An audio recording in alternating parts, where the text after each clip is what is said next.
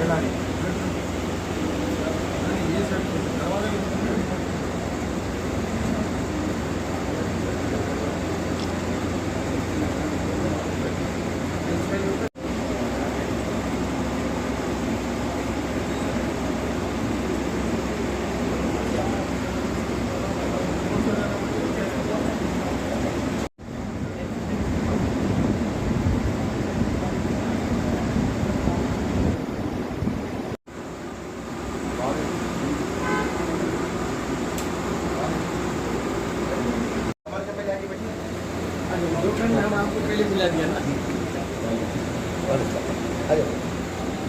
दोपहर में आपको पहले मिला दिया, मैं पहले आ गया। बहुत ट्रैफिक जाम है।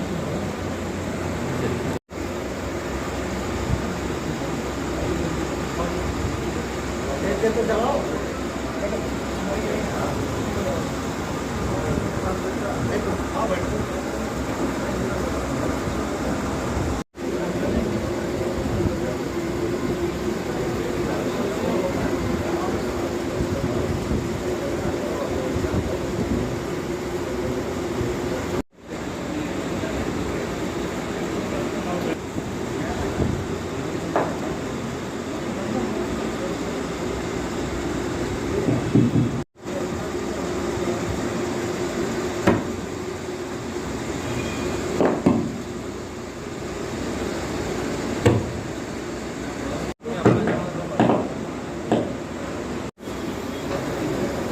आज का ये जलसा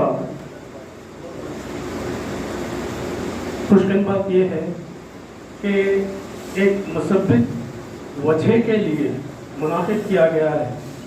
उमूमन होता ये है, आज जैसा कि हम देख रहे हैं हिंदुस्तान में सहाफ़त का गला घोटा गया है, या घोटा गया है या ख़रीदा गया है या दबाया गया है। ऐसी सूरत हाल में हमारे हैदराबाद दक्कन की सरजमीन पर एक रोजनामा जिसका नाम सियासत था शुरू किया गया, जिसके बानी जनाब आबिद अली खान साहब, उसके बाद उनके फर्जंद जनाब जाहिद अली खान साहब ने कमान संभाली, और आज उसी पीढ़ी की और एक नस्ल जनाब आमिर अली खान साहब, चीफ एडिटर रोजनामा सियासत, ने कमान संभाली और इस हकीकत को बयान करना, हुकूमत से सवाल करना और आवाम के मसाइल को हुकूमत के सामने पेश करना, मंजराम पे लाना, इन कोशिशों को उजागर करते रहने की वजह से और इस रोजनामे को 75 साल मुकम्मल हो चुके हैं। नॉर्मली फेलिसिटेशन प्रोग्राम या तहनीती प्रोग्राम कहा जाता है इसे, लेकिन मेरा जाती मानना यह है कि हम किसी की भी तहनीत करते हैं, दिलखुशी करते हैं, तो वो इजहार तशक्कुर होता है जो कौम के लिए, आवाम के लिए और सोशल कॉजेस के लिए अपनी आवाज़ उठाते हैं, अपना वक्त देते हैं। तो ऐसी शख्सियात का तहनीती प्रोग्राम नहीं होता, उनका इजहार तशक्कुर किया जाता है कि वो अपना कीमती वक्त और अपनी जान की परवाह ना करते हुए अपने अहल-ओ-अयाल से वक्त निकाल कर आवाम के लिए, कौम के लिए देना, ये बहुत बड़ी बात है, स्पेशली आज के दौर में। तो मैं खैर मकदम करता हूँ डाइस पर तशरीफ फरमा जनाब आमिर अली खान साहब, चीफ एडिटर रोजनामा सियासत, और जनाब जमीर अहमद खान साहब, honourable minister for minorities Karnataka state और AICC इंचार्ज कर्नाटका, और जनाब मेरोज खान साहब, चेयरमैन इम्प्लीमेंटेशन कमेटी, और हमारे मोहल्ले मुशीराबाद के एक ऐसी शख्सियत जो हर नाजुक मसले पर, मरहले पर सामने आती है, वो भी खुशकिस्मती से, मैं उन्हें पर्सनल बुलाना चाह रहा था लेकिन वो हमारे सैयद उस्मान इकरामुल्लाह साहब ने बुलवाया है, जनाब सैयद अख्तर अकबर हुसैनी साहब। और एक शख्सियत जिसको मैं डाइस पर दावत देना चाहता हूँ वो हैं जनाब मोहम्मद अब्दुल खादर खान साहब, general secretary central zone peace and welfare committee. मैं जनाब मोहम्मद अब्दुल खादर खान साहब से गुजारिश करता हूँ कि वो डाइस पर तशरीफ लाएं। ये बड़ी खुशी की बात है कि एक ऐसे कॉज के लिए, एक ऐसी वजह के लिए ये प्रोग्राम रखा गया है, और काबिल मुबारकबाद हैं ऑर्गेनाइजर जनाब सैयद उस्मान इकरामुल्लाह साहब और फहीम अंसारी साहब, रिपोर्टर सियासत TV, जिन्होंने इस जलसे का इनेकाद अमल में लाया। और मैं जनाब डॉक्टर मिनहाज उद्दीन अहमद साहब का भी खैर मकदम करता हूँ कि वो इस महफिल में मौजूद हैं, और शुक्रगुजार हैं उनके कि वो ऐसी महफिल में आए हैं हमारी हिम्मत अफजाई के लिए। और हमारे कौम के नामवर वकील जनाब सैयद याकूब सज्जाद साहब भी तशरीफ फरमा हैं, और जनाब Syed Ali Raj Mohammad Ashfaq, president all India committee जानिसाराना मेहदी भी मौजूद हैं, और जनाब सैयद अली अयाज साहब, तेलंगाना जनरल सेक्रेटरी भीम आर्मी के। सहाफत एक ऐसा मुनफरिद और मुश्किल तरीन प्रोफेशन है जहाँ पर अगर हिम्मत हो, इखलास हो और हक की बात करने की ताकत हो तो बड़ा प्यारा प्रोफेशन है। अगर किसी दबाव में या डर में या फिर बिक जाने की ख्वाहिश में सहाफत में आते हैं तो सहाफत दागदार हो जाती है। सियासत 75 साल से इस बात का मजहर है कि वो न सिर्फ हैदराबाद दक्कन बल्कि हिंदुस्तान के हर गोशे की खबर देता है। आज सहाफत जैसा कि उम्मन जमहूरियत का एक 5वां पिलर माना जाता है, वो पिलर 2014 से गायब हो चुका है। ना हक की बात होती है, ना इलेक्शन का मामला हो या फिर बिग बैंक का मामला हो या अब्रोगेशन ऑफ आर्टिकल 370 हो। ऐसे माहौल में सहाफत एक कोने में चुपचाप बैठी है। छोटी छोटी बातों पर घंटों डिबेट होते हैं, लेकिन इन मसलों पर आवाज़ उठाई नहीं जाती। ये बड़े अफसोस की बात है, ये बड़े अफसोस का मुकाम है, और आज वक्त की अहम ज़रूरत है हर हिंदुस्तानी को हिंदुस्तानी बनने की और हिंदुस्तान के फलाह और हक के लिए आवाज़ उठाने की। सहाफत का काम होता है हुकूमत की जो नाकामियां होती हैं, जो कमियां होती हैं, जो स्कीम्स होते हैं, जो पॉलिसीज होते हैं, अगर वो अमल पैरा नहीं कर रहे हैं उस पर सवाल उठाया जाए। लेकिन उन बातों को भी मीडिया का एक मेजर हिस्सा तारीफ के पुल बांधने से नहीं कतराता, न शर्माता है। तो ये हमारे लिए लम्हे फिक्र है। इसके लिए जरूरी है एजुकेशन। एजुकेशन में एक वक्त था जब हम काफी पिछड़े हुए थे, लेकिन आज हिंदुस्तान में एजुकेशन का परसेंटेज बढ़ता जा रहा है। और हमारे मुर्शिदाबाद में तालीमी मैदान में जो शख्सियतें अहम रोल अदा कर रहे हैं तालीम के लिए, उनमें नुमाया नाम मोहम्मद अफजलुद्दीन अहमद साहब के फर्जंद जनाब मोहम्मद ताजुद्दीन अहमद साहब का भी है। आज सवाल ये पैदा होता है, यूनिफॉर्म सिविल कोड, एक मुल्क एक कानून वजीर आजम बोलते हैं, और वहीं पे उनके होम मिनिस्टर ये कहते हैं कि यूनिफॉर्म सिविल कोड सारों के लिए है, आदिवासी के लिए नहीं है। तो क्या आदिवासी हिंदुस्तानी नहीं है? कहीं आपने देखा है किसी मीडिया हाउस ने या किसी डिबेट में इस बात पर सवाल उठाया गया हो कि आदिवासी को क्यों नहीं? ये सिर्फ पोलराइजेशन ऑफ वोट्स है और कुछ भी नहीं है।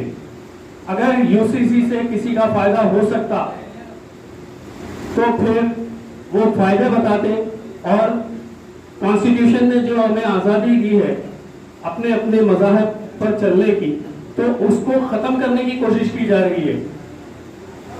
2014 से पहले सिर्फ एक ही नारा था, महंगाई। लेकिन 2014 के बाद महंगाई आ गई, लेकिन महंगाई का नाम खत्म हो गया।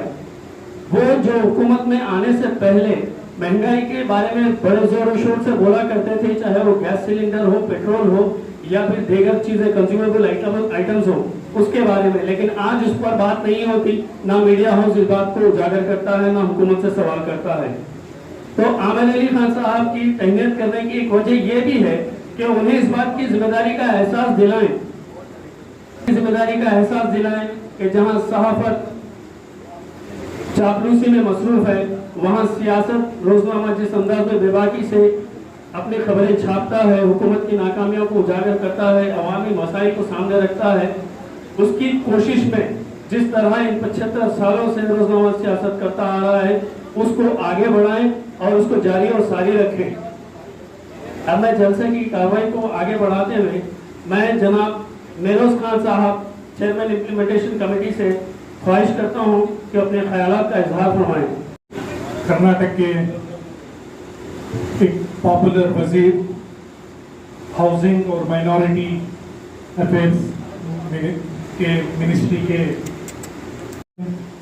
अनवर बादशाह साहब, मेरे दोस्त आमिर अली खान साहब, इरफान अजीज साहब, डैश पे मौजूद मेरे भाई, और इस मीटिंग में मौजूद मेरे भाई, बुजुर्ग और भाई और दोस्तों, आज ये जो मीटिंग के लिए हम इधर जमे हैं, जो पार्लियामेंट के इलेक्शंस जो आज हो रहे हैं इंडिया के अंदर, इसके सिलसिले में जमीर अहमद साहब को एआईसीसी से रिक्वेस्ट किया गया कि वो हिंदुस्तान के डिफरेंट स्टेट्स पे जाके हमारे कम्युनिटी के जिम्मेदारों से, उलेमाओं से, इंटेलेक्चुअल से, पॉलिटिकल एक्टिविस्ट से, सोशल एक्टिविस्ट से वो मिले और उनसे गुफ्तगू करें। तो एआईसीसी के रिक्वेस्ट के ऊपर जमीर अहमद साहब आज तेलंगाना में आए। तेलंगाना के बाद वो महाराष्ट्र जाएंगे, यूपी जाएंगे और दिल्ली जाएंगे। मैं जमीर अहमद साहब के साथ मुझे भी आने का एक मौका मिला। मैं आप लोगों से ये कहना चाहता हूँ, थोड़ी फ्यू मंथ्स बैक तेलंगाना में असेंबली इलेक्शन हुआ था। उस इलेक्शन में मैं एआईसीसी से इधर वॉर रूम का और इलेक्शन कैंपेन का मैं इंचार्ज था। माशाल्लाह उस कैंपेन के दौरान जो तेलंगाना में आपके चीफ मिनिस्टर के बाद जो पॉपुलैरिटी, जो रिक्वेस्ट थी डिफरेंट एमएलए से, कैंडिडेट से और डिस्ट्रिक्ट से, असेंबली से, जमीर अहमद साहब के मौजूदगी के लिए और उनकी स्पीच के लिए, उनके इंटरेक्शन के लिए प्राउड तेलंगाना से रिक्वेस्ट आ रहे थे। और माशाल्लाह जमीर अहमद साहब प्राउड तेलंगाना में घूम के मीटिंग करके लास्ट असेंबली इलेक्शन में उनका बहुत बड़ा कंट्रीब्यूशन तेलंगाना में स्टेट को था। मैं as a vice chairman of Karnataka guarantee implementation authority आप लोगों से ये कहना चाहता हूं कि ये जो इलेक्शन है एक बहुत बड़ा हिंदुस्तान के लिए ही नहीं, कांग्रेस पार्टी के लिए ही नहीं, हमारे कम्युनिटी के लिए एक बहुत बड़ा इलेक्शन है। इस इलेक्शन में हमको हिंदुस्तान की डेमोक्रेसी को, हिंदुस्तान की कॉन्स्टिट्यूशन को, हिंदुस्तान की ह्यूमन राइट्स को, हिंदी को बचाने का काम हमको करना है। इस पे सबसे बड़ा जिम्मेदारी हमारी कम्युनिटी की होती है। मैं इसलिए बोल रहा हूं कि आज हिंदुस्तान के अंदर जो हुकूमत है, जो पार्टी जो हुकूमत में है, वो हमारी कम्युनिटी को सप्रेस करने का काम कर रही है। तो हमारे में पॉलिटिकल अवेयरनेस की जरूरत है। इलेक्शन हो रहे हैं, हम जा रहे हैं, वोट डाल रहे हैं। सो मुसलमानों का वोटिंग परसेंटेज एवरेज अगर आप वेदर इट इज तेलंगाना देखो, कर्नाटका देखो, एनी स्टेट देखो, मुसलमानों का एवरेज वोटिंग पोलिंग परसेंटेज जो होता है 40% होता है। सो इस पोलिंग को हमको बढ़ाना है। जब तक मुसलमान घर से बाहर आके हमारी पोलिंग 75-80% अगर हम करेंगे तो इंशाल्लाह हम बीजेपी को हरा सकते हैं, बीजेपी को रोक सकते हैं। माशाल्लाह मैं बहुत सारे उलेमा, बहुत सारे इदारे इसके ऊपर काम कर रहे हैं। ऑल ओवर इंडिया में भी काम हुआ, कर्नाटका में बहुत अच्छे तरीके से इसका काम हुआ। जनाब जमीर अहमद साहब के लीडरशिप में हर डिस्ट्रिक्ट को जमीर अहमद साहब गए थे, उधर मुतवल्लियों का कॉन्फ्रेंस हुआ, पॉलिटिकल पार्टी का कॉन्फ्रेंस हुआ। हर आदमी उधर मुसलमानों की पोलिंग बढ़ाने के लिए जुड़ गए थे। तो मैं यही इधर तेलंगाना में आप पोलिंग को बढ़ाने का काम कीजिए। जो 40-45% जो पोलिंग होता है, इसको 75-80% करने का काम कीजिए।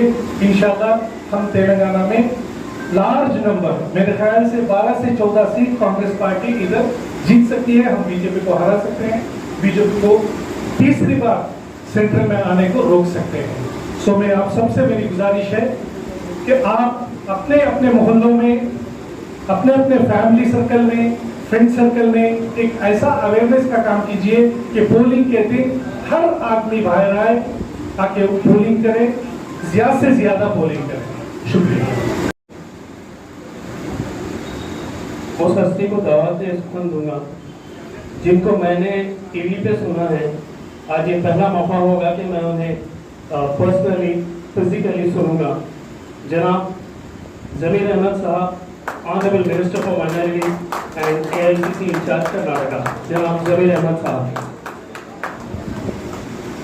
इसमें तशरीफ फरमाए जिम्मेदार हजरात और हमारे भाई, हमारे पार्टी के लीडर जनाब अमीर अली खान साहब, और एक हमारे कर्नाटका के हमारे पार्टी के लीडर बोर्ड चेयरमैन जनाब अनवर पाशा साहब, और एक मेरा छोटा भाई हमारे पार्टी के लीडर महराज खान साहब, अख्तर हुसैन साहब, अब्दुल कादर साहब, इरफान अजीज साहब, तशरीफ फरमाए तमाम भाइयों।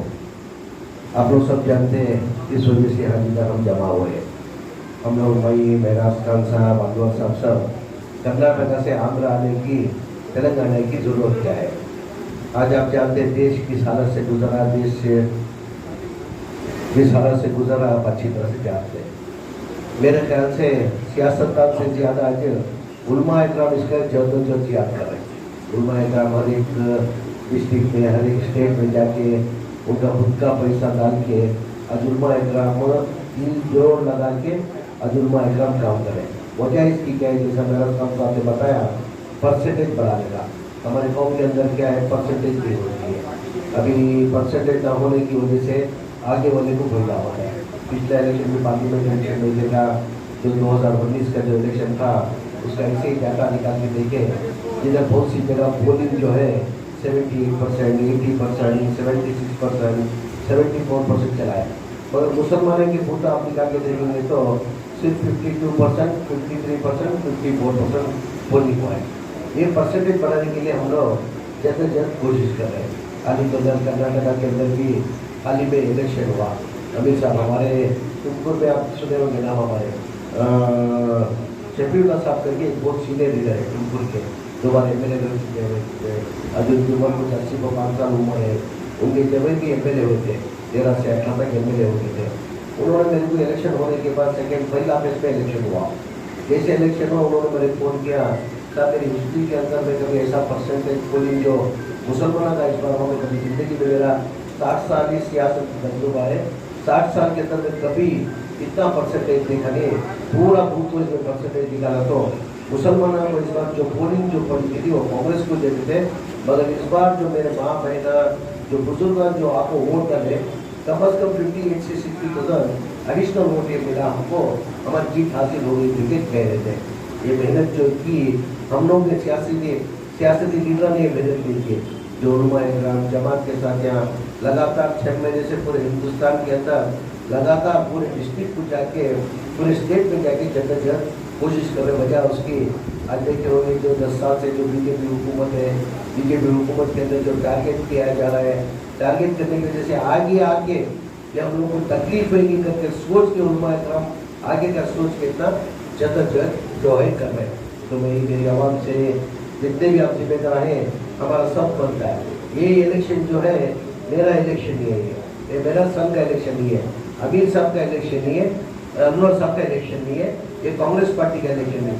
ये इलेक्शन जो है देश बचाओ इलेक्शन है, देश बचाओ इलेक्शन है। अगर देश बचता है तो बीजेपी को अगर निकालेंगे तो देश बचेगा, अगर बीजेपी निकलेगी तो संविधान बचेगा। अगर इस बार वो लोग आएंगे तो मेरे ख्याल से अमन सुकून से किसको भी रहने देगा। हमारा तो अमन सुकून में उन्होंने खराब कर दिया। अब कर्नाटका में भी देखे होंगे, इधर तो माशाल्लाह हम लोग पिछले इलेक्शन में भी आए थे, माशाल्लाह इधर के हालात थोड़ा ठीक थे, कर्नाटका से बहुत बेहतर थे। हमारी 2023 तक जो बीजेपी की हुकूमत थी, बीजेपी हुकूमत के अंदर हमारा हिजाब का मसला लेके, हलाल कट का मसला लेके, लाउड स्पीकर का मसला लेके, हमारा जो कांग्रेस हुकूमत 90% के अंदर जो हमारे को रिजर्वेशन दिया था 4% जाते जाते वो भी लेके गए। वो देखते हुए कर्नाटका की आवाम एकजुट होकर कांग्रेस को वोट देने की वजह से आज कर्नाटका के अंदर कांग्रेस हुकूमत है। आज हमारे मुसलमान अमन सुकून से उधर जिंदगी बसर कर रहे हैं। उससे पहले जो था ना सुकून खराब कर दिए थे, जब बीजेपी की हुकूमत थी हमारा सुकून खराब कर दिए थे। वो कहते हुए अभी जैसा कि तेलंगाना चुनाव के अंदर भी इस बार भी कांग्रेस जो है 7 सीट आने का कारण क्या है, मुसलमान एकजुट होकर कांग्रेस को वोट देने की वजह से आज इधर भी तेलंगाना के अंदर भी कांग्रेस हुकूमत है। मैं भी मानता हूँ, हाल ही के चीफ मिनिस्टर जो रेवंत रेड्डी साहब है वो भी मानते हैं, हमारे हाईकमान जो है राहुल गांधी, मल्लिकार्जुन खड़गे, सोनिया गांधी भी मानते हैं कि आज कांग्रेस जो हुकूमत है सिर्फ और सिर्फ मुसलमान एकजुट होकर तेलंगाना में वोट देने की वजह से आज का सरकार में आई मुसलमानों की वजह से करके, और मुसलमानों का कांग्रेस का भी आप हम इसे ये निकाल के दे दीजिए, इतिहास निकाल के दे दीजिए।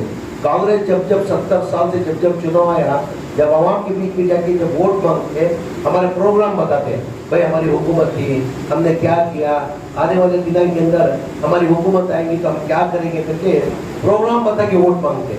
बीजेपी वाले कभी उनके प्रोग्राम बताए नहीं, प्रोग्राम है नहीं तो बता के करते। आज डीजल का रेट क्या हुआ आप जानते हैं, पेट्रोल का रेट कितना है आप जानते हैं, गैस का रेट क्या है आप जानते हैं, डॉलर का रेट क्या हो गया, सोना आज 7,500 रुपये ग्राम हो गया। जब मनमोहन सिंह का 2013 के अंदर 1 ग्राम सोना जो है 2,200 में मिलता था। आज एक गरीब आदमी शादी करना तो 1 लाख तो लेना, बेटी को रवानगी करने के लिए 1 लाख तो लेके देना ना, अगर 1 लाख भी लेना है तो 40-50 हज़ार रुपये में 7,500 रुपये ग्राम हो गया। तो हमारे जो भी है हमारे प्रोग्राम बता के हम वोट मांगते। बीजेपी वाले कभी प्रोग्राम बता के वोट मांगते। इतनी महंगाई होने के बावजूद भी इतनी महंगाई होने के बाद भी ये लोग क्या कर रहे हैं, सिर्फ जात पात हिंदू मुसलमान करके वो कभी भी प्रोग्राम बता के वोट नहीं मांगे।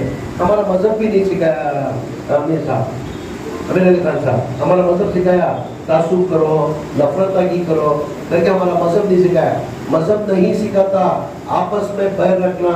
हिंदी है हम, हिंदुस्तान हमारा, सारे जहां से अच्छा हिंदुस्तान हमारा, ये मजहब हमारा ये सिखाया है। तो ये कहते हुए तमाम से गुजारिश करते हुए ये इलेक्शन ये अपना कांग्रेस का इलेक्शन नहीं है, ये किसी का इलेक्शन नहीं, ये इलेक्शन जो है देश बचाओ इलेक्शन है। इसके लिए हाल ही के अंदर जो हमारी जो हुकूमत थी, जब हमने 5 गारंटी अनाउंस किए थे, घर घर 2,500 रुपए देना, कर्नाटका में भी हमने 5 गारंटी दिए थे, 5 गारंटी हमने लागू किए थे। घर घर 2,500 रुपए देना, घर घर को गैस जो आज गैस का रेट 1000, 50,000, 100 रुपए गैस का है, तो उसके लिए गवर्नमेंट से हम 500 रुपए देंगे। 10 लाख का जो है हेल्थ इंश्योरेंस बनाएंगे, 200 यूनिट तक करंट फ्री करके। जो भी हमने गारंटी अनाउंस किए थे, जैसी हमारी गवर्नमेंट बनी 1 महीने के अंदर हमने ये प्रोग्राम लागू किए। घर घर 2,000 आ रहे कि नहीं आ रहे, आ रहे कि नहीं आ रहे चाचा, ये चाचा आ रहे कि नहीं आ रहे, 200 यूनिट करंट फ्री मिल रहा कि नहीं मिल रहा। कांग्रेस हुकूमत आने के बाद ना, अभी हमारी सेंट्रल में अगर हमारी हुकूमत आएगी तो हमने हमारे राहुल गांधी लीडर जो है राहुल गांधी प्लस हमारे मल्लिकार्जुन खड़गे साहब ने 5 गारंटी अनाउंस की है। कौन से 5 गारंटी? जो हम घर घर जो 2,500 रुपए दे रहे, मैं सालाना जो एक घर को 1 लाख रुपए देंगे करके अनाउंस किए। 1 लाख मतलब कितना होता है, हर महीना जो है 8.5 एक 2,500 मिला लेंगे तो कितना हो गया 12,000। ये गरीब के घर को 12,000 मिल के करंट फ्री होके गैस का 500 रुपए होगा तो उसको कितनी आसानी होगी। उसके साथ में जितने भी किसान है उनका पूरा साला बनना करेंगे। जो हेल्थ कार्ड जो है, या आदमी जब बीमार पड़ता है प्राइवेट हॉस्पिटल को नहीं जा सकता है, तो उसके लिए हेल्थ इंश्योरेंस करके बना के 25 लाख तक हेल्थ इंश्योरेंस बना के देखे, वो जिधर भी जाके वो इलाज करा सकता है। 5 गारंटी हमने ये अनाउंस किए। ये कहते हुए आपसे आखिरी गुजारिश करते हुए मेहरबानी करके ये इलेक्शन में आप जद्दोजहद करके वोटिंग परसेंटेज बढ़ा के कांग्रेस पार्टी को कामयाब करना करके कहते हुए मेरे को जो बात करने का मौका दिया, मेरी बात को खत्म करता हूँ। अस्सलाम वालेकुम, अल्लाह हाफ़िज़। ज़मीर अहमद साहब ऑनरेबल कांग्रेस की सारी पॉलिसीज़ के बारे में, उनके कैसे इम्प्लीमेंट करते हैं उसके बारे में भी आपने सुना। अब मैं जैसे कि कार्रवाई आगे बढ़ाते हुए मैं जनाब M.A. इरफान साहब सीनियर कांग्रेस लीडर से ख्वाहिश करता हूँ कि वो डाइस पर तशरीफ लाएं। M.A. इरफान साहब, अब मैं ये जो जलसा मुनाकिद किया गया तो मैं उनको दावत खिताब दूंगा और उनसे रिक्वेस्ट ये करूंगा कि हमारे नौजवानों को ये बताएं कि सहाबत का रोल क्या होना चाहिए, खुसूसन आज के इस दौर में जहाँ पे हमको दबाया जा रहा है, झूठ को फैलाया जा रहा है। सहाबत कैसी होनी चाहिए और सहाबत में क्या बोलना चाहिए। जनाब आमिर अली खान साहब, चीफ एडिटर रोजनामा सियासत।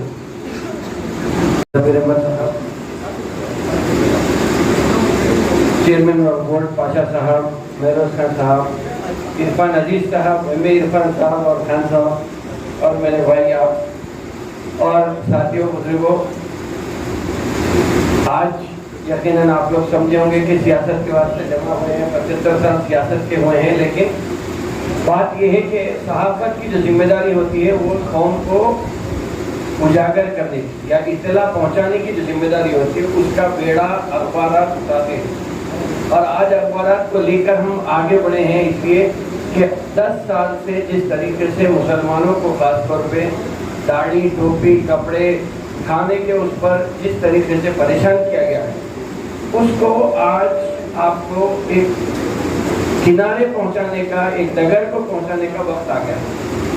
होता ये उम्मन हमारे पास प्रॉब्लम ये है कि मुसलमान कभी भी अपने हक के लिए जिद्दोजहद नहीं कर सकते।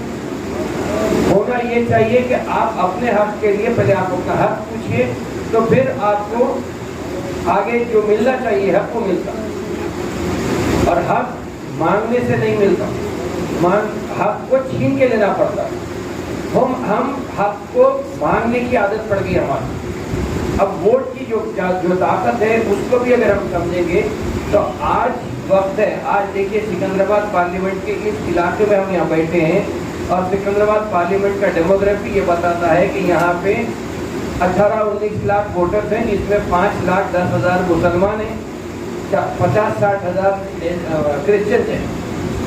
ये सब मालूम रख के भी अगर हम कोताही करते हैं तो फिर यहाँ पे कौन जीतने वाला है? जो गुज़िश्ता 5 साल से आपके ऊपर मुसलत है।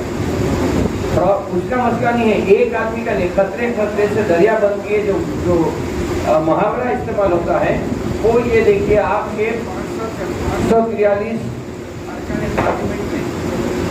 अगर हम ये देखेंगे कि होना है 272, लोग कह रहे हैं 400 पार। 400 पार नहीं, आज 10 साल के बाद इतनी एंटी इनकम्बेंसी आ गई, लोग इतना परेशान हैं, एकजुट होके, जैसा अभी ज़मीर अहमद खान साहब ने जो बात बताई कि अगर हम हमारा रोल अदा करें, हर आदमी अपना रोल अदा करा, तो आप फिर वजीर आजम का बयान फिर से सुनिए, आपको ये सुनने में आएगा कि 400 पार नहीं 400 हार। ये बात आपको समझ में, मगर 400 हार के लिए हमारे को बाहर निकलना है। तो मैं एक ही दरखास्त करता हूँ आप लोगों से, तादाद यहाँ पे कम है, लेकिन हर एक के पास व्हाट्सएप ग्रुप है, हर एक के पास फ़ोन है, तो कम से कम आप अपनी जिम्मेदारी ये किसी के पास शादी होती है तो जो हम काम करते हैं वैसा आप फ़ोन करिए, कल ही से ये काम पे लग जाइए। आपके 13 तारीख को अवलिन सातों में आपको निकल के जाना है, हर पोलिंग बूथ पे आप अपना वोट कास्ट करके आइए, इसलिए कि एक वोट से भी जीतने वाला जीतता है, एक वोट कम मिलने से वो आगे हार जाता है। तो हमारे को चांस लेना नहीं है। 5 लाख वोट में अगर 80% पोलिंग हुई, जैसा अभी ज़मीर अहमद खान साहब ने कहा, तो अगर 80% तो 4 लाख के बाद मैं समझता हूँ कि जीत हार का फैसला हो गया। और साथ में जाके देना जरूरी है, इसलिए कि आज जिस तरीके के जो हालात हैं वो तेलंगाना में अब मुकाबला कांग्रेस वर्सेस बीजेपी हो गया, चाहे वो सिकंदराबाद हो, चिवड़ला हो, मलकाजगिरी हो, करीमनगर और निज़ामाबाद हो। आदिलाबाद में हो सकता है कि कुछ इधर उधर तब्दीली आ सकती, लेकिन 10 सीट। और एक चीज़ है, एक और सेंटिमेंटल बात यह है कि जिस पार्टी को यहाँ पे ज़्यादा अरकान पार्लियामेंट मुंतखब होते हैं उसी पार्टी की हुकूमत दिल्ली में कायम होगी। अगर यहाँ हम हमारा किरदार निभाएं, हम वोट डलाएं, यहाँ पे कांग्रेस को ज़्यादा सीट अगर हम जिता सकेंगे तो फिर आप समझिए कि मरकज़ में भी तब्दीली आने वाली। एक आखिरी बात आपको ये खुशखबरी दे देता हूँ, मगर इससे कोताही मत करिए, निकल के वोट डालना आपका काम है। ये बात जरूर है, अब तक के जो रुझानात आए हैं, जिस तरीके से पोलिंग हो रही, उससे तो ये गारंटी है कि 2024 के बाद या 4 जून 2024 के बाद फिर वक्त का वज़ीर आज़म तो कुर्सी पे नहीं बैठने वाले। अब कौन बैठने वाले हैं आपके ऊपर। अगर कांग्रेस आती है तो कांग्रेस की इंडिया अलायंस आके बैठेगा, अगर हम कोताही करते हैं तो एक कम होंगे तो एनडीए की गवर्नमेंट बन सकती है। तो आपके हाथ में जो वोट की ताकत है उसका इस्तेमाल करें। रहा सवाल सहाफत का, 1 मिनट सहाफत में भी बोल देता हूँ, बताने की, अगर सहाफत किसी मुल्क में बिक जाती है तो फिर उस मुल्क को दस्तूरी एतबार से, जमहूरी एतबार से खतरा लाहक हो जाता है। आज मुल्क में ये हुआ है कि हर मीडिया हाउस को खरीद लिया गया, बड़े बड़े सरमाएदारों ने अपने पैसे मजबूर करके सहाफती इदारों को खरीद लिया, और वही बताया जा रहा है, वही बताने की कोशिश हो रही है, या वही समझाने की, दिमाग में ब्रेन वॉशिंग की जो कोशिश हो रही है, उससे बचकर हमारा किरदार निभाना। अगर आप देखेंगे तो हर वक्त ये कहा जाता है, बीजेपी अडवाणी के ज़माने में ये कहा जाता था कि not every Muslim is a terrorist but every terrorist is a Muslim. ये बात होती थी। अब जहन में ये बात आ गई कि भाई मुसलमान टेररिस्ट होता। आम आदमी है, देखिए हिंदुस्तान में बहुत सारे मासूम लोग हैं, बिल्कुल 1 करोड़ लोग हैं जो पॉलिटिक्स में हैं, जो पॉलिटिक्स का काम करते हैं। 1 करोड़ से 4 करोड़ लोग का एक अंदाज़ा लगाया गया, बिल्कुल ज़मीनी सतह से लेके ऊपर की पॉलिटिकल उसमें, तो 4 करोड़ लोग पूरे 100। अब इसमें जो सच्चे हैं उनको, उनका काम, हम उनका इंतखाब करना है उनको जिता के लाना है। अगर उनको हम जिता के लाएंगे तो फिर से हिंदुस्तान वही सोने की चिड़िया बन जाएगा। वहीं पे देखिए, आज इलेक्शन के मौके पे हिंदू मुसलमान बोल के आपको लड़ाया जा रहा है। कल तो फिर रह के साथ काम करना है, साथ यहीं पे एक ही थाली में खाना पीना है हमारे को। मगर अगर दरार आ जाएंगे, दीवार आ जाएंगे हमारे बीच में, तो कहीं ना कहीं एक किस्म से वो रुकावट भी आ जाती है। इसको देख के इस चीज को आप महसूस करिए। आप सब लोग यहाँ पे जिम्मेदार हैं, हर एक का की बात का वजन रहता है समाज में। तो हर आदमी फोन पे कम से कम इनडायरेक्ट आप ये समझिए कि आपका इलेक्शन है, कांग्रेस नहीं, बीजेपी नहीं, इसकी बात मत करिए। आप समझिए आप इलेक्शन लड़ रहे हैं, आप फोन करके हर आदमी को ये बोलिए कि घर से निकलिए, फजर के बाद ही तैयारी करके बाहर निकलो, निकल के अपना अपना वोट डालो। जो नहीं डाले आप 11-12 बजे फिर फोन करके उनको याद दिलाइए। बस ये एक ही चीज है जिससे हम आज कौम का हमारा मुस्तकबिल बदल सकते। अभी जमीर अहमद साहब ने कहा कि दस्तूर को खतरा है, दस्तूर के साथ साथ दीन को भी खतरा है। आपको यूनिफॉर्म सिविल कोड ला लिया गया, ट्रिपल तलाक ला लिया गया। कल अगर मान लीजिए आपको CA/NRC के नाम पे आपसे शहरियत छीन ली जाएंगी तो आप वोट भी देने के अहल नहीं रहेंगे। उसके बाद कौन जो चाहे उनकी गवर्नमेंट चला लेंगे। अगर दस्तूर बदल जाता है, दस्तूर को खत्म कर दिया जाता है, तो फिर किसकी गवर्नमेंट आएंगी, कौन रहेंगे, डिक्टेटरशिप आ जाएंगी यहाँ। तो ये चीज को आप, मैं वही हमदर्दाना आपसे दरखास्त यही कर रहा हूँ कि इस चीज को महसूस करके अपने अजीज व अकारिब को जिसको भी हो सकता आप उनको फोन करिए और 13 तारीख को निकल के जाके वोट डालने की बात करिए। देखिए आपके अजीज व अकारिब यहाँ भी हैं, बोधर निजामाबाद में भी हैं, बहुत सारे लोग हैदराबाद में है, चंचलगुड़े में है। जहाँ पर भी जो लोग आपको जहाँ मिल सकते आप हर एक को फोन करके बोलिए, इसलिए कि पूरे रियासत में इलेक्शन होने वाला है।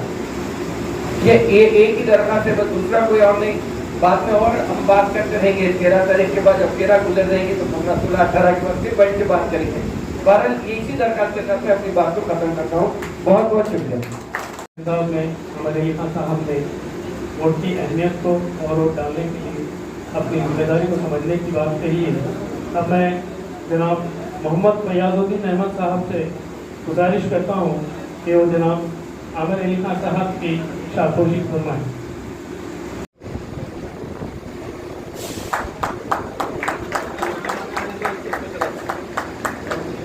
अब मैं जनाब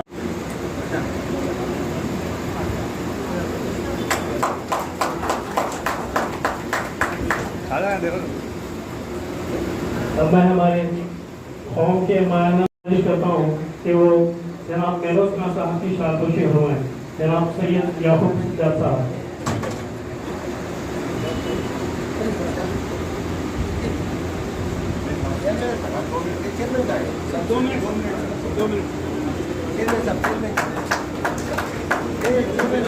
जनाब सैयद अली राज मोहम्मद अशरफ साहब।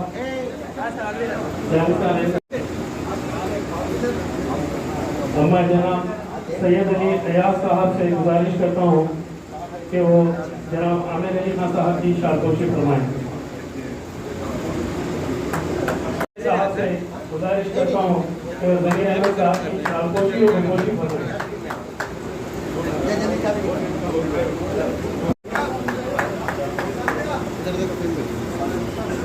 जनाब सैयद उस्मान इकराम से गुजारिश करता हूँ कि जनाब जमीर अहमद साहब की गंगोशी फरमाएं।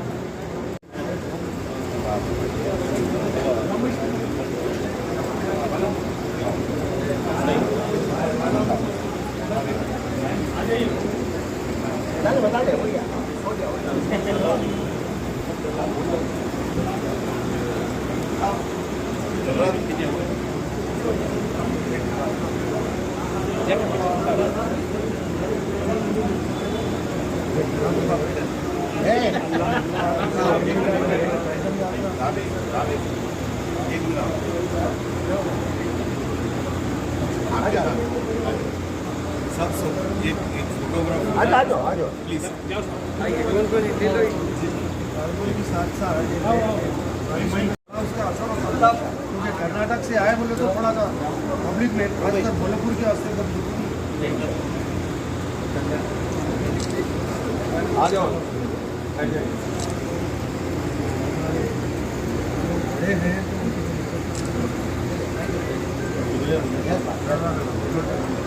वक्ती झाले